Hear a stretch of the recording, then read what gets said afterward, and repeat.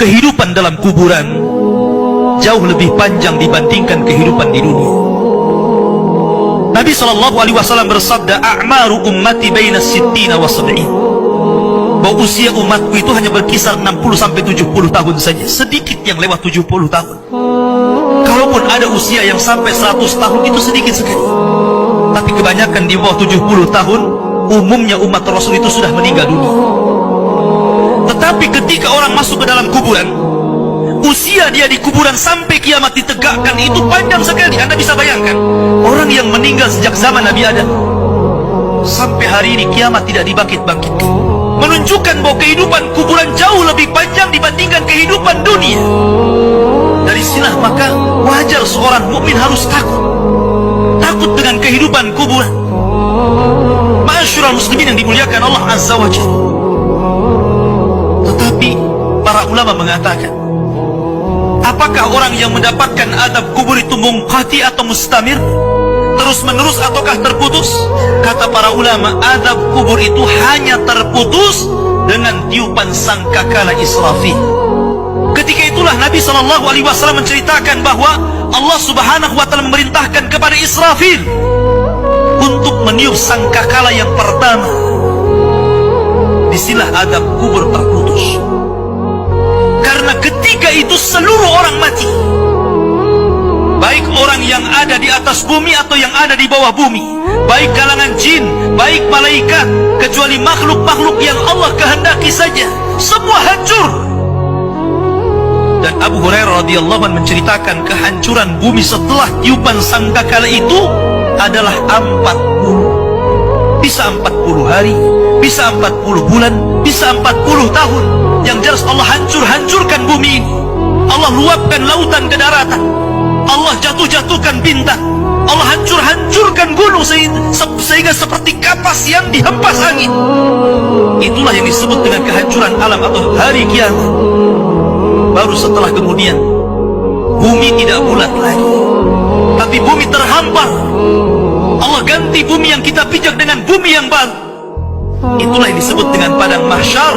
Maka disitulah Allah Subhanahu wa Ta'ala memerintahkan Israfil untuk meniup sangkakala kebangkitan. Yang kedua kalinya Israfil pun kemudian meniup sangkakala. Maka dari situlah manusia keluar dari perut bumi. Wa akhrajatil ardu athqalaha. Allah keluarkan beban-beban beratnya. Disitulah orang-orang yang beriman, ketika mereka muncul dari kuburan, maka mereka akan berkumpul dengan keluarganya. Allah mengatakan, alladzina amanu wattaba'athum dzurriyyatuhum biimanin alhaqna bihim dzurriyyatuhum. Orang-orang yang beriman, kemudian keimanan diikuti oleh keluarganya, oleh istrinya, oleh suaminya, oleh bapaknya, oleh anak-anaknya, oleh cucu-cucunya. Maka ketika mereka dibangkitkan dari kuburan, mereka langsung berkumpul menjadi satu keluarga. Dan itu sebuah ketenangan. Tapi orang-orang di luar daripada beriman, mereka keluar dari perut bumi seperti dua binatang. Pertama Allah contohkan dengan laron yang berterbangan. Anda bisa melihat laron apabila terbang di atas lampu atau di sekitar lampu. Lihat bagaimana cara terbangnya. Mereka akan saling tubruk dengan kawan-kawannya. Karena pada hari itu anak lari dari orang tuanya, suami lari dari istrinya, orang tua lari dari anaknya. Terkadang mereka bertubruk satu dengan yang lainnya. Yang kedua seperti belalang kal jaradil muntashir. Pertama seperti laron dulu, lari sana lari sini, yang dari barat ke timur, yang dari timur ke barat, yang dari selatan ke utara, yang dari utara ke selatan. Mereka kacau sehingga mereka mengatakan, ya wailana man ba'atsana min marqadina. Celaka, siapa yang membangunkan aku dari tidurku? Tapi orang-orang yang beriman hanya mengatakan, hadza ma wa'adar rahman wa sadaqal mursalin. Inilah janji Allah kepada kalian dan benarlah ucapan para rasul. Baru setelah itu dari padang mahsyar berteriak seorang yang Allah suruh untuk berteriak. Mulailah kemudian mereka teratur. Maka mereka akan berjalan ke satu titik. Disitulah yang disebut dengan padang mahsyar. Mereka akan tinggal selama 50 tahun telanjang, kembali tidak dikhitan, tidak pakai sandal, matahari dekatkan 1 mil, keringat bercucuran, tidak ada makan, tidak ada minum. Mereka berdiri 50 tahun.